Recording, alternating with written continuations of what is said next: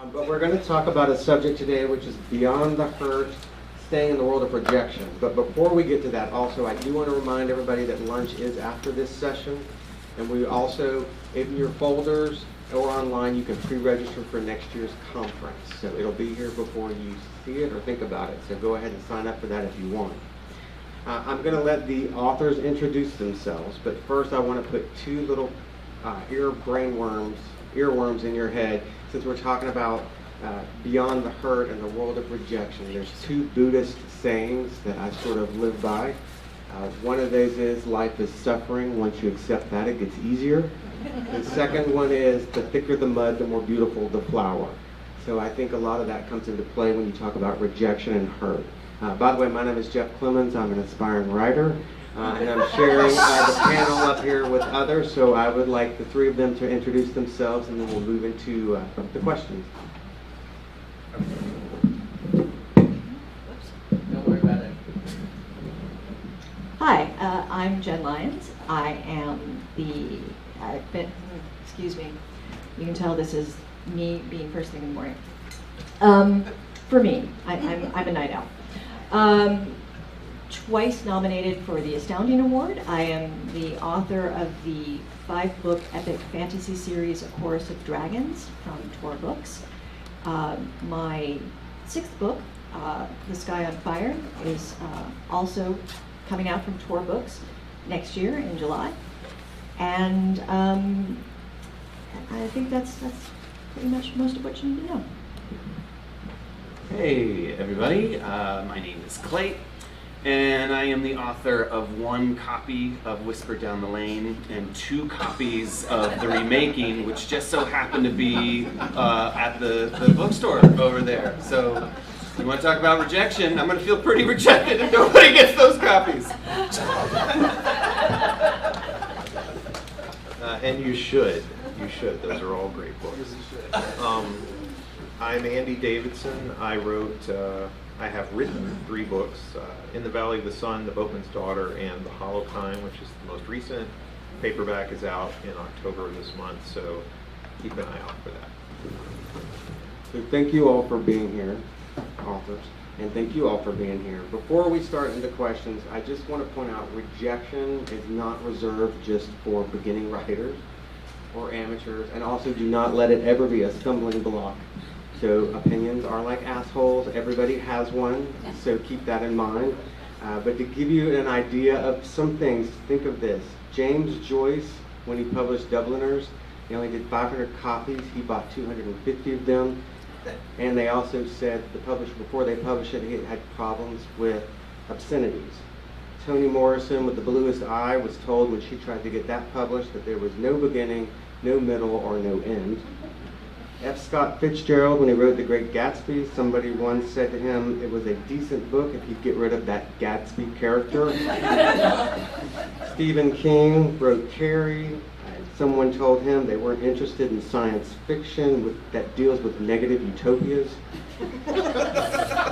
Madeleine L'Engle, who wrote A Wrinkle in Time, was told that it was going to be too difficult for the juvenile market.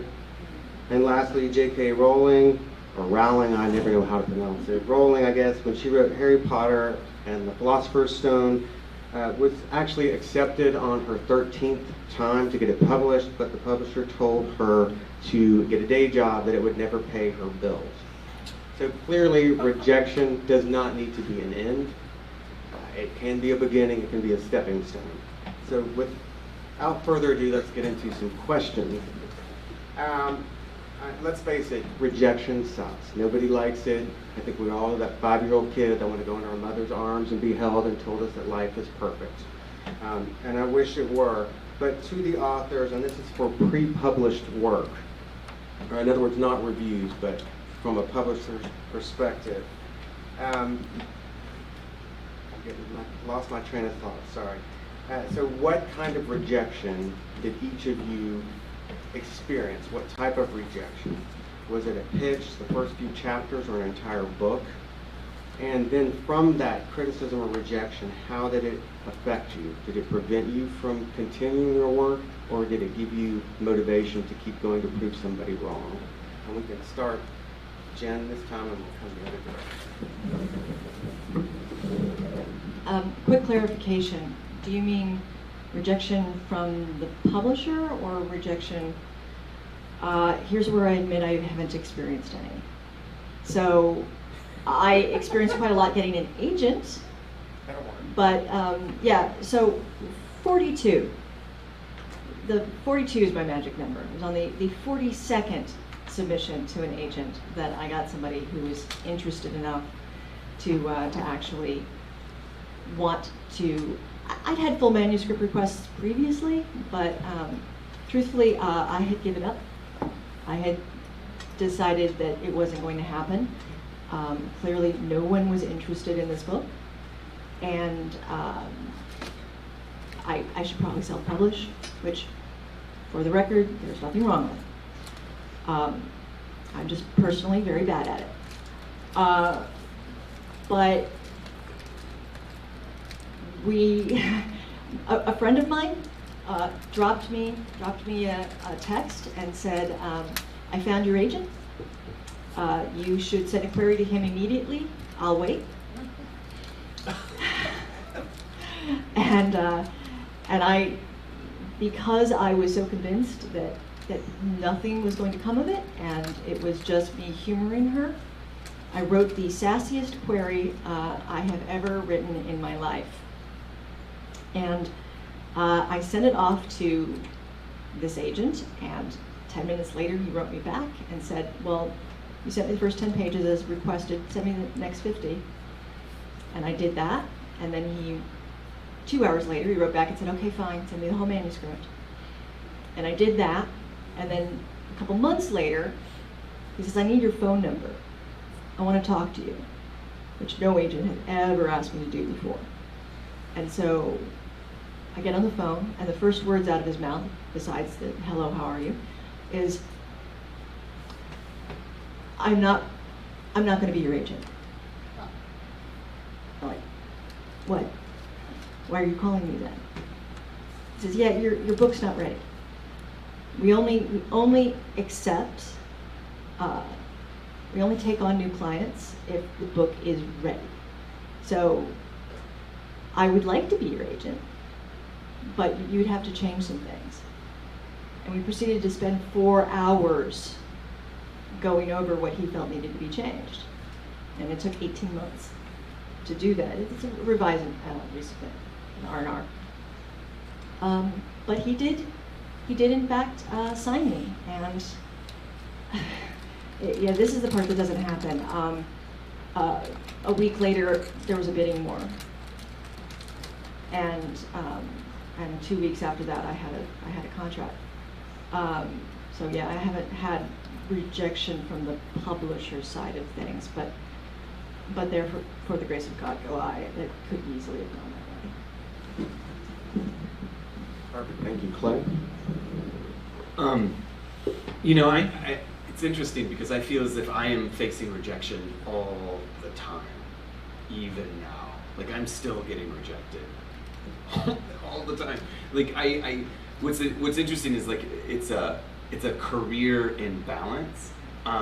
You know, we never kind of, like, I guess we don't speak as openly about our rejections, but, like, I'm getting rejections from literary magazines. I'm getting rejections from, you know, if you work in the film and TV industry, you're just getting hired and fired very quickly. I feel as if I'm on my third agent. I'm at my third career cycle, publishing cycle, where I've, you know, had a big splash, flared out, and, you know, like time and time again, like this cycle kind of renews itself with publishers, and you know, I feel as if rejection is just a part of my daily existence. You know, whether that's rejection of, like, oh, let's see what Goodreads is saying, versus, like, what is the, you know, if I'm out on submission, you know, you go wide, you cast a wide net, and it's like, well, these are the people who passed today. I mean, you know, it's not hyperbole to say, like it's just a part of every day, and some days are better than others, but like, you know, like, oh my God, like, you know, this panel could just be stories of like how that one hurt, or that, you know, but like it's just just weathering the storm. And we want to get some of those hurtful stories. Oh, I got, if you got time, I got Thank stories. I try to view rejection as an education every time it happens. So the very first rejection I ever got was from the magazine of science fiction and fantasy and science fiction. It was from Gordon Van Gelder, and I've still got the rejection slip, and this was from 1999. And it was a handwritten note, which I'd never been rejected by a publisher before. I sent him a story that I wrote in college, and it's not a great story. And he sort of very politely told me as much. But then he put a PS on the end of it that said, by the way, you didn't include a self-addressed stamped envelope with your submission. So if I had thrown out the return address, I wouldn't have known where to send this rejection to. So, you know, there's the first lesson, right? Like, always give them a way to get back in touch with you. Otherwise, you're just shouting into the void. So, yeah, an education. I think when to the publisher in, my first novel is a vampire novel. And I don't know if vampires are hot again, or if they are. I don't know. I know that when I wrote it, they weren't in the mid-2000s. And except in the circles of, like, you know, young adult books, you could see them all over the shelves. But who knows if that trend was already on the way out. I queried agents for that manuscript for about a year. Maybe 15, 20 agents. Everyone said no. Because the first line in the query letter said, I would like you to consider for representation my 80,000 word vampire novel. And I'm sure they all quit reading right there, if they even read it. And so I think when that book finally went out on submission with an agent, I met my agent at a conference like this, you know, doing the same thing many of you have been doing, talking to people in rooms by yourselves in that terrifying, dawning way.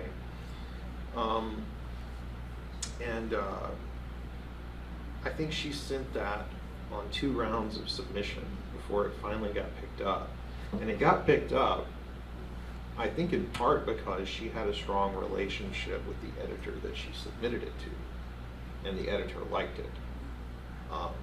It wasn't just that people liked it, it was that there was that relationship and connection that the agent was able to do her magic with. So that's sort of my story of acceptance, but then 16 different publishers said no to it after I got an agent. So there's 2 steps forward, 2 steps back, you know, kind of thing that we do in publishing and representation and rejection. So I'm going to come back to you, Andy, and work this way, but am I understanding correctly that for you all, for me it's a little different writing nonfiction. I have to pitch my book first and then write to a deadline, where it sounds like most of you all are getting rejection after you've completed a project as opposed to starting out. So that being, rewrite something, did you tell them basically to go to hell and you didn't agree with them, or what was the case? Well, fortunately, having an agent, I never had to speak to them. And we got notes, and she put together a kind of spreadsheet of feedback that she got. And I looked at it, and there were, after the first round of submissions, which took about 3 or 4 months to get everything back from McLeod, some passed because they just didn't think they could sell it or market it or whatever. But others said, you know, this part of the book didn't work for me. You know, this character needed more, whatever.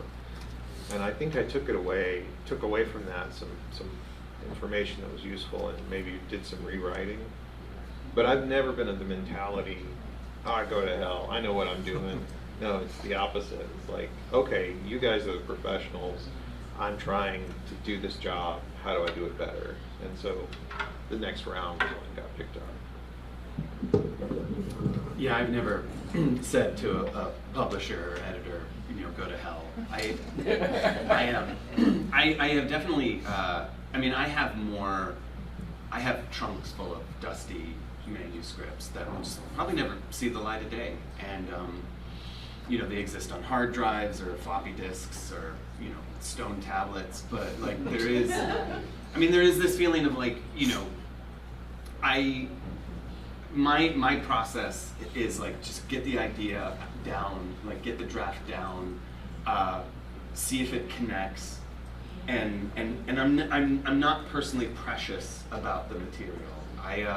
I love these stories. I need to tell these stories, and I hope that they can find an audience. You know, whether that's a reader, a viewer, you know, and sometimes those ideas just don't connect, or the people who are the gatekeepers of, you know, who kind of bring those ideas to other people, those stories to other people, they're not the place for it. But you know, I end up saying like, okay, maybe it's not time for this story, or I'm not ready for this story, but it's not so much abandoning a project as much as it is like, I told it, I got it out there, I haven't found a home for it yet, maybe there comes a day. I'm in this kind of mid-range level of my career where it's like I'm finding support with a house that wants to publish these particular types of stories, and I guess the hope, if there's ever an ambition, is that one day someone out there is going to be like, hey, what else have you got? And then I'll be like, oh my God, like I've got all of this stuff, and like, do you wanna look? And they'll be like, whoo, my, you know, allergies. But that, you know, that there's that, you know, no story ever dies. You know, it's just waiting. It's in hibernation, and you know, maybe the hope is that one day it will revive itself, or it will kind of reawaken, and you just have to wait for that. Either you're waiting for that opportunity because you've reached a place where you can kind of look back to that material, but nothing ever goes away. They just exist on hard drives. Yeah, I suppose I should say that my first book, Ruin of Kings, was my 6th book written. Yeah, so definitely not my, in fact, of all the published authors I know of exactly one who was published on the first book they wrote. Not saying it's impossible to do, just saying that I only know one. So when I got into that, it wasn't exactly a bidding war. It was 4 different publishers all doing their own preamps to try to, anyway.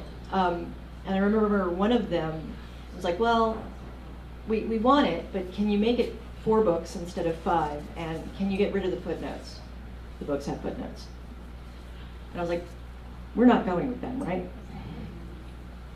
And we weren't, so that was all fine.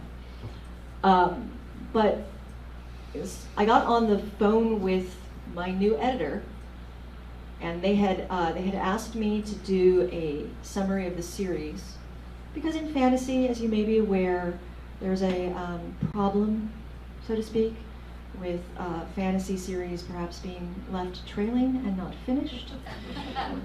So I can understand why they wanted to be sure that I actually knew how I was going to finish this. Fair. So I had written out a 3-page synopsis of the series, and I get on the phone with my editor, and she says, we can't do it that way.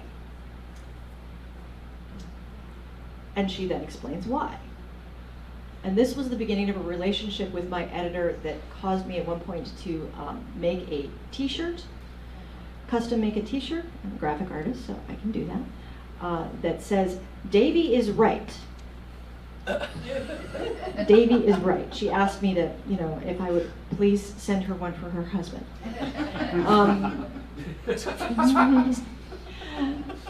Because she, plenty of times, she would tell me to, this isn't working, you need to change this.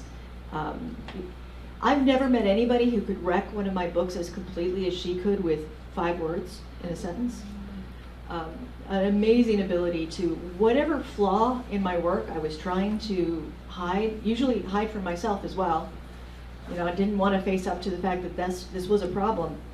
She absolute uncanny ability to pinpoint exactly that thing. So I didn't tell her no a lot because, God, why would I? She genuinely is making, I'm a better writer for having her be part of the process. She absolutely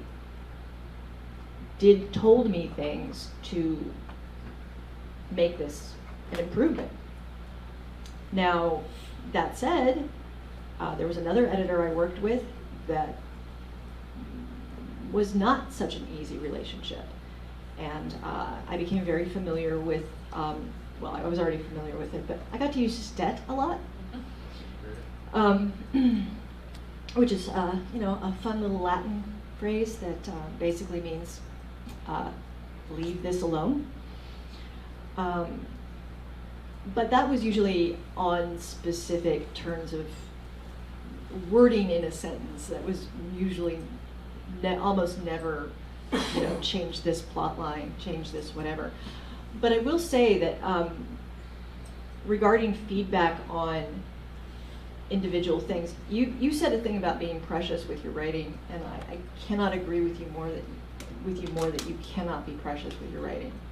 You have to be willing to, you have to be, excuse me, you have to be willing to make the changes. And if that means that you are rewriting, if that means that you're tossing 30,000 words of your novel out, which I did do for Discord of Gods, then that's what you're doing. I would like to counter. But the thing is that how anyone's complaint about your work is valid as their opinion. It is not necessarily valid in being automatically a thing that you have to change or fix. It doesn't mean there's anything wrong with your work, that somebody else doesn't like it or doesn't like a part of it. What it is important to think about, though, is the cases where it is a lesson to be learned. It is an opportunity. There's a lot of times where how I fixed a thing might not have been the way my editor requested, but it was a fix for it because I recognized there was a problem. It was just how I was going to solve that problem didn't necessarily always mesh with the first thing the editor thought of. Because, you know, editors usually are thinking in terms of take this out. And that wasn't always how I approached things. So I want to sort of counter that narrative just a little bit or rephrase my question. So when I say tell someone to go to hell, what I mean by that is there ever anything that you have written that you absolutely would not change, and in doing so turned down a chance to be published? A friend of mine turned down Knopf. She'd already been with Knopf for several years. They asked her to change something, and she emphatically said no. She believed it should be the way it should be. Now, we all know of stories where editors have made novelists. F. Scott Fitzgerald's Great Gatsby was one of those. My brain just died on me. To Kill a Mockingbird, Harper Lee was told to rewrite the whole book, and it made a classic, and she won the Pulitzer for it. But if any of you all absolutely believe in something so strongly and so wholeheartedly that you just absolutely didn't make changes, didn't do it, and maybe have left that publisher and gone a different route, or did it completely derail you and you decided to make those changes? No.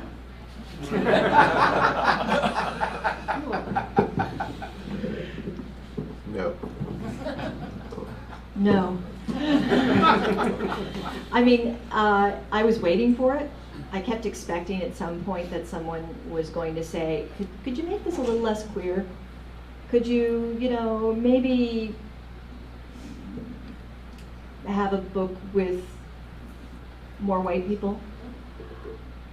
But that never happened. That never ever happened. So, yay. Pull for publishing for us.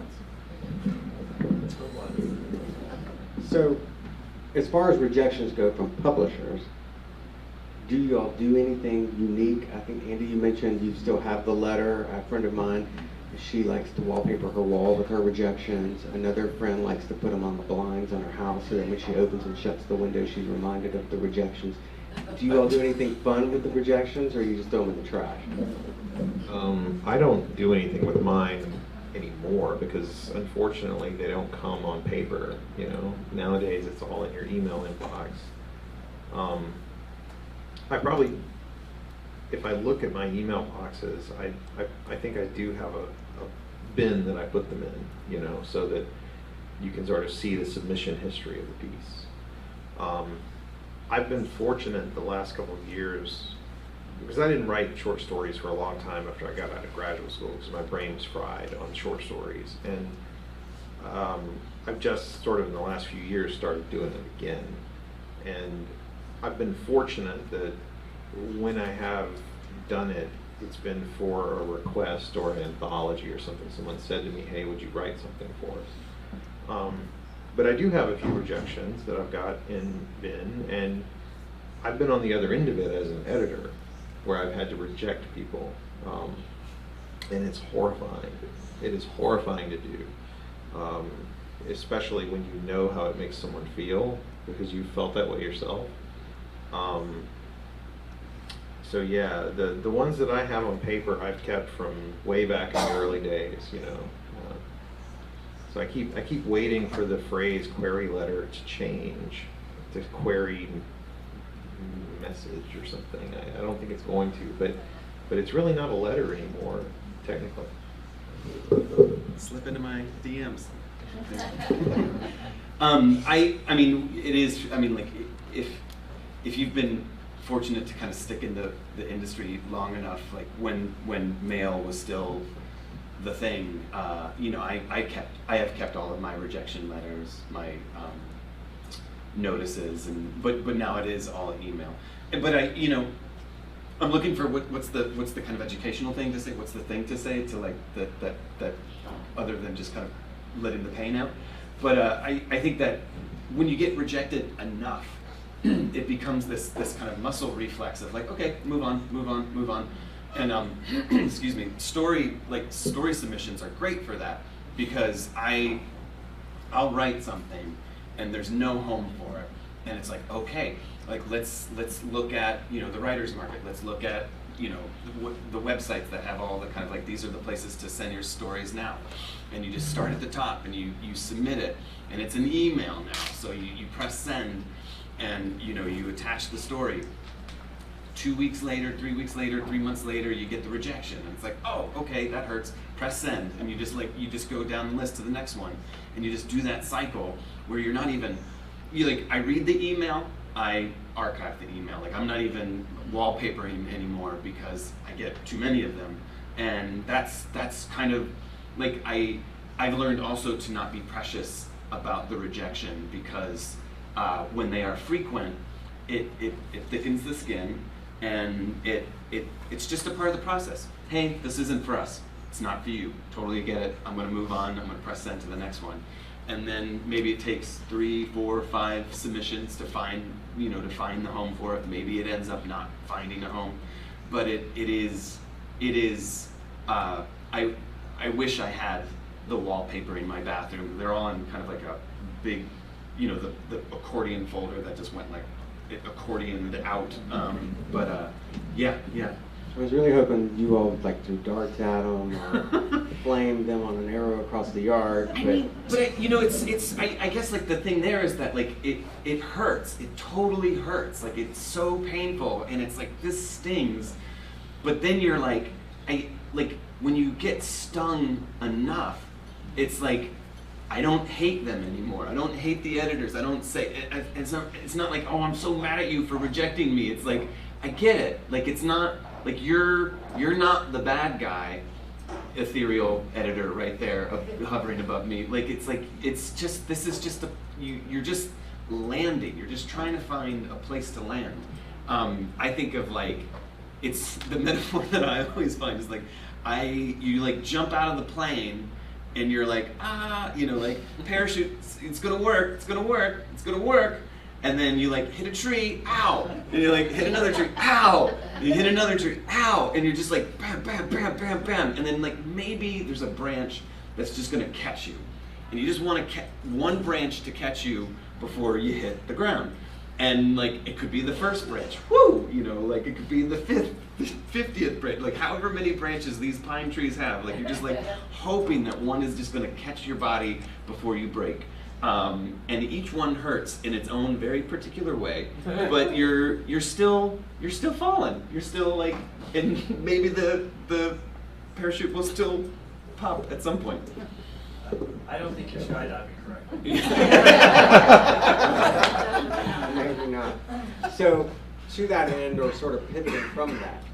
Oh, sorry. Y'all holler at me. Rejection. So let's pivot away from publishers to rejection from peers, which is sometimes more painful. I know sometimes we don't know a person or the publisher. It doesn't really matter. They're sort of innocuous or over there. But what about rejection from peers that have devastated or hobbled you or bolstered you up and made your work better?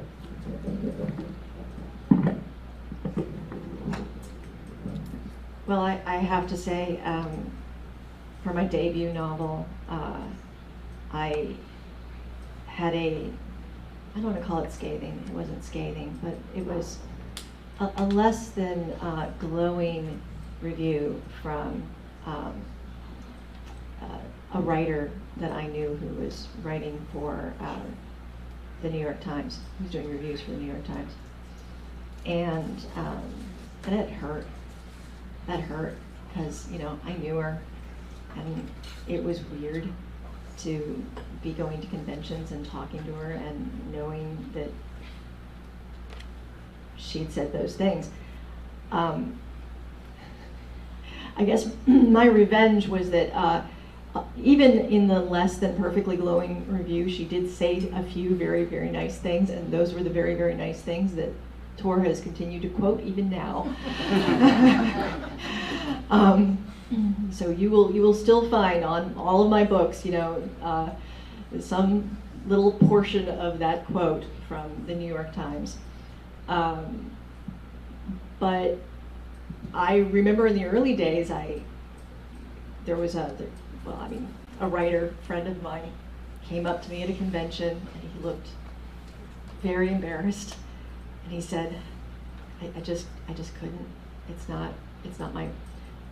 Why did you make it so complicated? I was like, well, it's epic fantasy. There's a reason there's a appendices in the back with a list of characters. It's because it's a cast of, you know, one of those large epic stories. He's like, I just couldn't do it. And I'm like, that's fine. You know, I mean, here's the thing. Whatever you write, it will not be to everyone's taste. And it doesn't matter what you write. Because I've gotten so many letters, and the same things that people will write to me to yell at me about are the same things people will write to me about to say it changed their life. Same thing. So I guarantee you, but it does hurt. You know, there is a trend sometimes, particularly in genre fiction, to say that you can be marketable or you can win awards, but you can't do both. And, you know, whether or not it's actually true, knowing where you've been slotted by your peers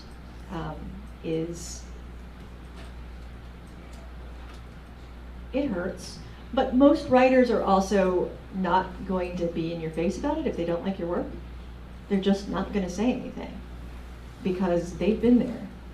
So I've never had anybody, that one friend of mine was the closest I've ever come to another writer just literally coming up to me and saying, hey, your work sucks.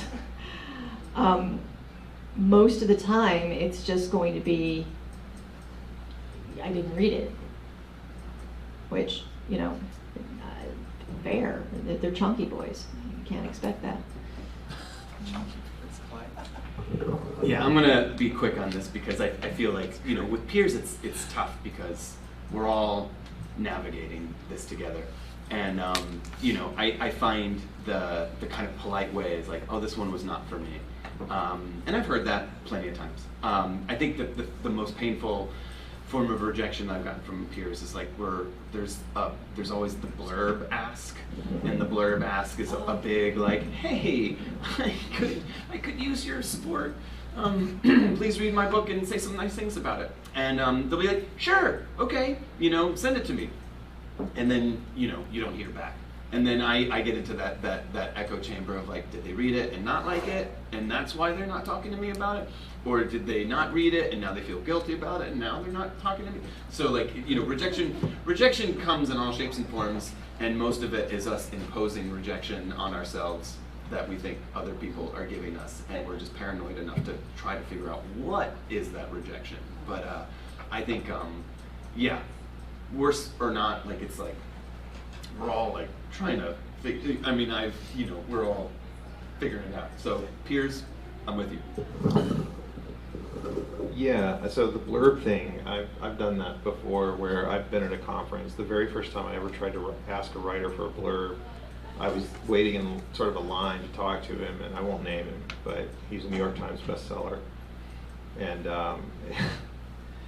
someone came up to him and said, I don't think your books are in the bookstore. And I was the last person. I was next in line. And I was going to say, you know, oh, I really admire your work. Would you look at my paltry attempt at a novel here and possibly give... He took off for the bookstore. And I was just like left in his wake, blown past. And that was like a dagger in the heart. So that's that. But I actually have experienced, and I should qualify this by saying I don't consider myself this person's peer. She is peerless in my estimation. She is beyond me. But I did get a review on Goodreads, unsolicited and random, from an author that I admire. So this is from July 21st, 2020. This is Roxanne's review. How many Roxannes do we know? What? Yeah, right. Roxanne Gay writes, 3 out of 5 stars. I must say this is utterly compelling. I've not read anything like it. Strong voice, strong characters. But the novel tries to balance dark fairy tale with realism, and it doesn't quite work. Parts are really hard to follow. Still, I kind of loved this, too. I recommend it. There's an exclamation point. I'm not making it up. Very Southern Gothic. So this feels like some weird kind of gaslighting, where like... Sadomasochism. Yeah. 3 out of 5. I kind of loved it, but...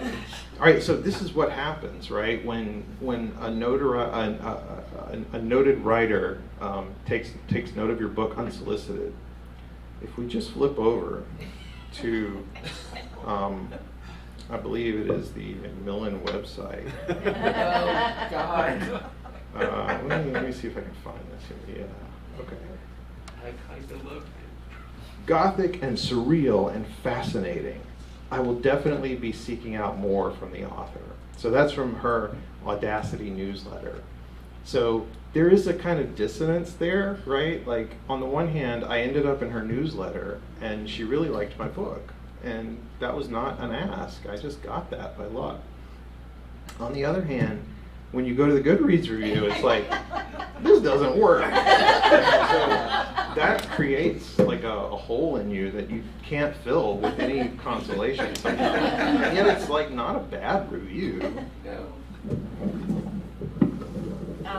This is actually a thing that we were just, the writer's sphere on. I would have, a month ago, 2 months ago, I'd have said Twitter. Now I'm saying Blue Sky. But on Blue Sky with Kat Rambo, I don't know if you're familiar, science fiction writer, lovely person, and basically talking about etiquette amongst writers, because it is really easy to be mean, and just what you said, exactly what you said, it is a hole that will never be filled. You know, particularly if it's coming from somebody who's reasonably well known, the person that you've said that about to will never, ever, ever forget it. Never. It is permanently branded into their memory. Do you really, really want that permanent memory, you being nasty just because you could? And I mean, I get in your particular case, I think she's being very generous, actually. she wasn't, she was clearly trying not to be mean, you know, she was saying nice things while she was also, you know, giving very, very backhanded compliments, like gaslighting, like you said. But just that idea of, as writers, I feel like we have a responsibility not to break people's souls because we have that power, and we shouldn't misuse it. So I want to look at the other side of rejection. I wouldn't call it silent rejection, but I'm curious, we all kind of anticipate rejection or criticism, but what happens on the converse when you don't get criticism, or you don't, or somebody says, oh, it's good, I like it. And I know for me, sometimes I want to scream at them and say, no, I want you to give me more. What don't you like? What doesn't work? You know, instead of, don't always be polite to me. So like that converse of that rejection, have any of you all experienced that, or where you felt like you wanted your peers to give you more and you weren't getting what you wanted from them? There's a reason I don't use my friends as beta readers. My friends will say, oh my God, I love this. This was amazing. And then that's it. That's all the feedback they'll give. My beta readers will say, this character is not working and you need to do something to make them more supported by the story, because right now I'm not buying the authenticity of this relationship. But that is, constructive feedback is not the same thing as rejection. And your friends who are saying those things are certainly not rejecting me, even if I ask them for more feedback. Most of the time they're not writers and they don't know how to give that feedback. They don't know how to analyze the text. They don't know what to look for. So I don't take that as rejection. I don't take that personally. I know they're saying as much as they know how to say, which is, we support you, we love this, this is great, you're writing, yay! Could you repeat the question? I just want to make sure that I'm wrapping my head around it. It's Sometimes when I've given out work or a book is published, everybody's like, oh, it's great, and there's nothing else. And sometimes I want more, like, what would you change? So it's, you know, it's funny. I feel like apathy, like the apathetic response, is always the work. That's the killer. That's the soul killer, because it's so deadening and so like it can be neither. The needle is pushed in neither direction. It's just like, yeah, it's like, yeah, it was good. I feel like I'm existing currently in a polarizing part of my life where people either love it or hate it, and that actually feels kind of better. Like, it feels good, I guess. Like, I mean, I don't love the 1-star reviews, but they are, for the fact that you can kind of elicit that response, like it feels like there's a strength in that. It's not for them, but you know, that's kind of fun. It's the kind of silence. It's the calm that, like, your book can't kind of muster more than just like, yep, you know. And that to me is that's the hardest, because it just feels numb. Where immediate rejection, immediate kind of like response, emotional response, like it's like, ugh, hated it. It's like, okay, like, wow, you had a strong reaction to this thing that I did, and that's cool. I wish you would have loved it, but clearly that's not the case. But it's the like, yeah, huh. Can I, just really quick, I don't know, I kind of love 1-star reviews. I mean, I don't love them, but I know so many people who will immediately go down to the 1-star reviews and look through those first when they're looking at a book. to see why people hate them. And sometimes that says more than anything else about it. Is this book for you? You know, what is it that they're complaining about? You know, if they're complaining about the fact that you have a quote unquote unrealistic strong female character and there's too many of them, if they're complaining about the fact that I don't know why all these characters had to be various different kinds of queer, I don't know, you know, like if the complaints are a certain kind in the 1-star reviews, that makes sales for me so often. I mean, I think that's ultimately the thing that one has to kind of, the savvy reader has to understand, because I think we live in an aggregate worldview right now, where we go to Amazon, we go to Goodreads, and we look at the reviews, we look at the star system, and if I see a book, like I'm curious about reading this book, let me look at the reviews, and it's like, oh my God, like it's 3.11, like that's like the dead zone. Like you want to live above 4. You want to be 4 and above. And anything like in the 3 zone, like oh my God, like that's a no man's land of just like you know these people and like everyone else is just like meh.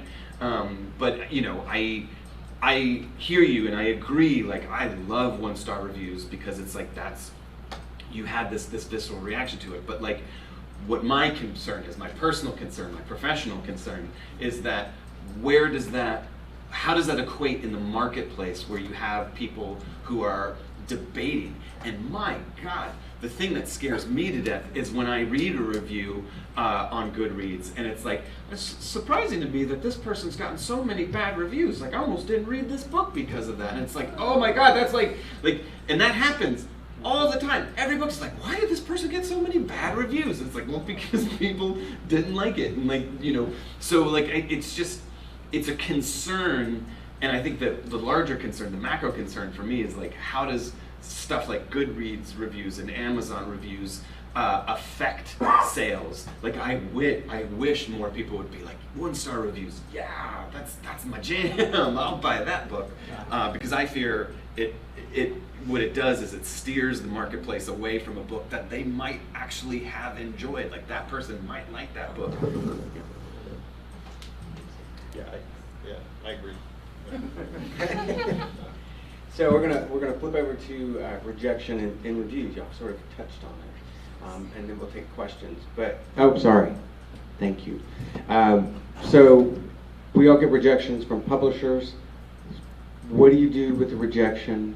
You've talked about the 1-star. You've talked about those that say, "I almost didn't read this." Has any review that you've ever gotten from a consumer or a reader changed the way you've written something in the future? So I guess I should start off with saying that I don't go to Goodreads. I don't go to Goodreads. I don't look at my reviews on Amazon. I do not look at my reviews because I have anxiety. And if I did that, I would stop writing. It would be all I think about. So there are all sorts of constructive criticism that I can deal with from beta readers, from editors, from peers, and I am totally fine with. But I know myself enough to know that I would be overwhelmed if I went to those sites and read through those things. I would focus on it, and that's all I would be able to think about. So no.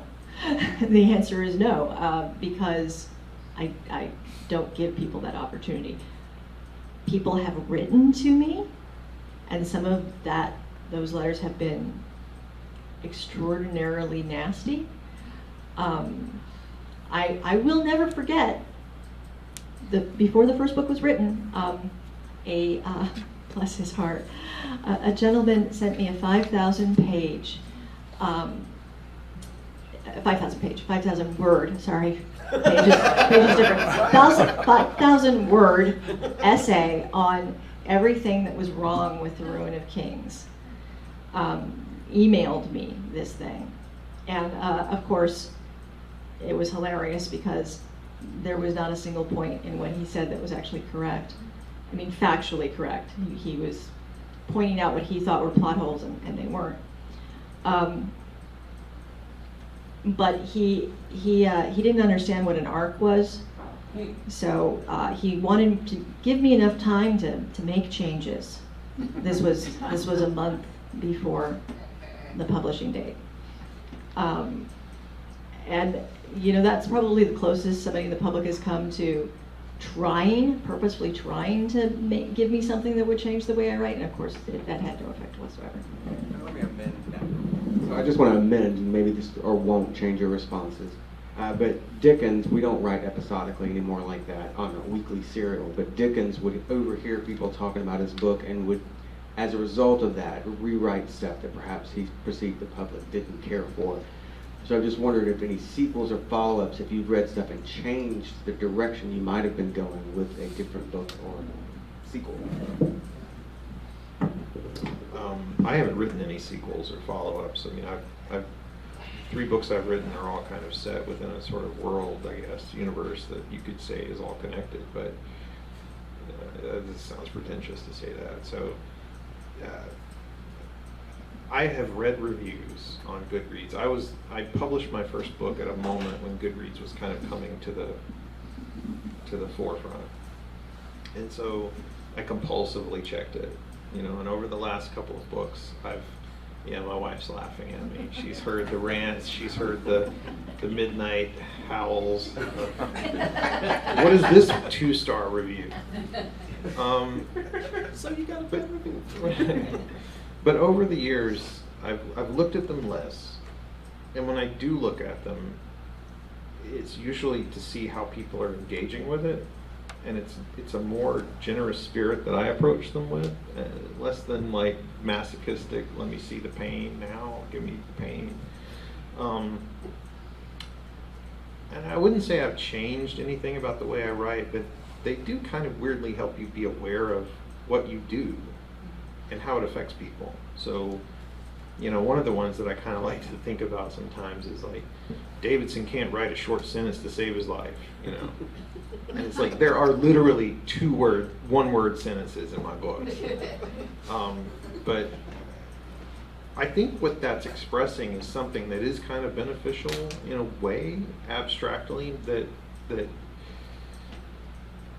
you're not going to please every reader, You're not going to please everyone, and people have extreme reactions to things, and you can't listen to the noise of bad reviews online, because online, everyone hides behind the end of video online and just spews garbage. And we're all victims of that in some way, shape, or form at some point, and we've all, well, maybe we've done it, maybe we haven't. I've tried not to, but I think that, yeah, I mean, that's like, yeah, like I think there is a benefit to bad reviews that can help you as a writer, but you have to come to a place where you're hardened enough in your heart that it doesn't penetrate deep. I read everything. If it's out there, I will find it, I will Google it, I will get it, and I will read it, and I will absorb it. I can't remember a positive review to save my life. I can remember every negative review. 2003, Kirkus, too pompous to be disgusting. This book just remains a bore. Same book, Amazon reader review. This book make me no want to learn English. And I mean, those are my red badges of courage. Like, I'm gonna hold on to those scars, and like if I'm not gonna pay attention to the good if I'm gonna pay attention to the bad reviews, I have to pay attention to the good reviews. If I pay attention to the good reviews, I have to pay attention to the bad reviews. The best lesson is to not pay attention to any of the reviews. Don't read the reviews. Don't go to Goodreads. Like, the biggest lesson to learn is to not go to Goodreads. Like, you should not go to Goodreads to read your own reviews. I start my morning off going to Goodreads. It's the first thing. It's like, social media, okay, let's go to Goodreads. I just read them. I was like, what are people saying today? And it's like, whoa. And I can't stop. You should never do it, but I do it. The thing I tell myself is, like, I want to learn what people, like, what is the kind of what is the takeaway of this book? Like, what can I learn about what people are saying about this book? What is the response to this book? Like some sort of kind of general aggregate that you can say, like, this is the kind of general consensus of what people say. Like, you know, there are outliers, but like, what is the constant kind of like, oh, 3 people have said this, so that's a kind of connective tissue. And then that helps me understand the book in a way from readers that I am too kind of internal to kind of understand myself. And that's the takeaway, and that may be an influence in writing the next book. Not a sequel, but like and every book is kind of in conversation with one another. So the lessons I learned for the last book went into this book, and the lessons I'm going to learn from this book are going to influence, it's going to, you know, it might not be like, well, they said this about the last one, so then I'm going to do this for this one. But it is kind of like, I'm gonna take that and absorb it somehow. Great. But you should. So we're running out of time. So to recap what I started off with, the thicker the bud, the more beautiful the flower. Learn education from the reviews. Life is suffering. Once you accept that, it gets easier. So accept your fate to some extent. And then lastly, the most important one in my opinion is, as many people have said, opinions are like assholes, and everybody has one. So you're always going to get that. We do have a few times, I do want to thank all 3 of you for being up here on this panel. I wanted to open it up in the last 2 or 3 minutes I think that we have, and maybe for 1 or 2 questions before we wrap up for lunch. Anyone? Benji? Have you ever said the wrong yes? Have you ever gotten the wrong yes or agreed to the wrong acceptance? That's a good question. I don't know if everybody heard that, but did you got the wrong yes or accepted the wrong thing? The first publishing offer I ever received was from an indie press called Curiosity Quills, which was real big for a little while. And I had to tell them no, because they wanted half of everything, half of all rights, like all rights. And I just looked at that contract, I was like, no way, absolutely no way. And I went back to them and said, is there any chance you could remove these things? And they're like, well, then we don't have a deal. And I had to walk away from it. And I'm so glad that I had that encounter, because it taught me that it is so tempting to accept the first offer that comes your way, because we all want to hear yes. You know, we love your work, we want to do it, but it's really important to make sure it's the right one. Publishing less, but film all the time. I've never had any kind of formal film deal in place, but I've had conversations with people that have fallen through that I've been eagerly invested in for various reasons. Yeah, right up until the moment when something needs to be signed, and then they just evaporate. And sadly, we are out of time, but thank you all, Andy, Clay, Jen. I appreciate it.